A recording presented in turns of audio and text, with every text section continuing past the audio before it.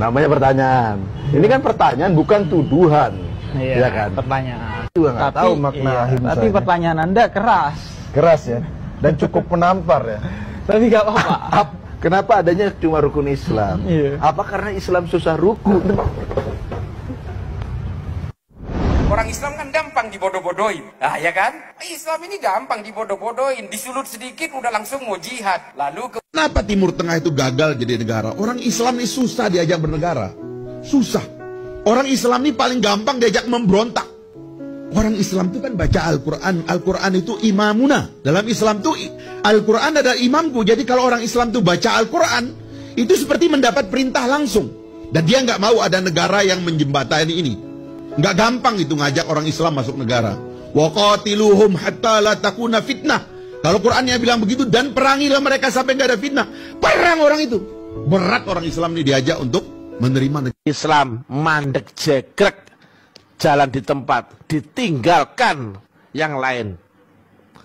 Goblok, lolak.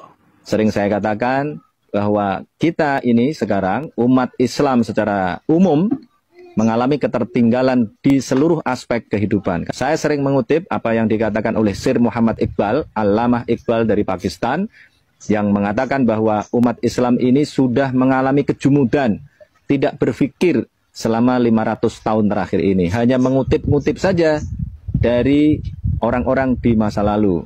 Sehingga tidak ada kreativitas, tidak ada inovasi yang signifikan, sehingga kita tetap berada dalam kejumudan ini. Cerita Allah, persangkaan.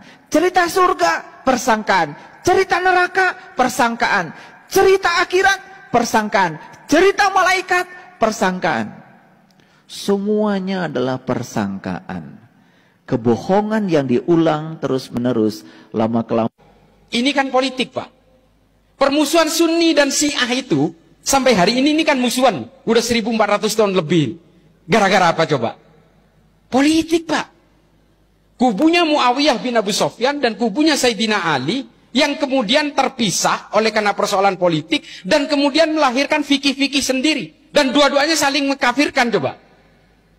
Kata Sunninya Syiah yang kafir, kata Syiahnya Sunni yang kafir. Ini gara-gara politik. Dan kita kemudian belajar dari sejarah.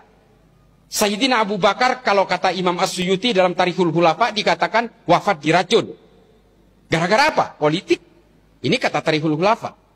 Sayyidina Utsman dibunuh oleh sesama orang Islam, juga gara-gara politik. Sayyidina Ali dibunuh oleh Abdurrahman bin Muljam, gara-gara politik. Perang Jamal, perang Siffin, perang Hurrah, perang Zab, perang Nahrawan. Ini perang sesama orang. Kenapa hanya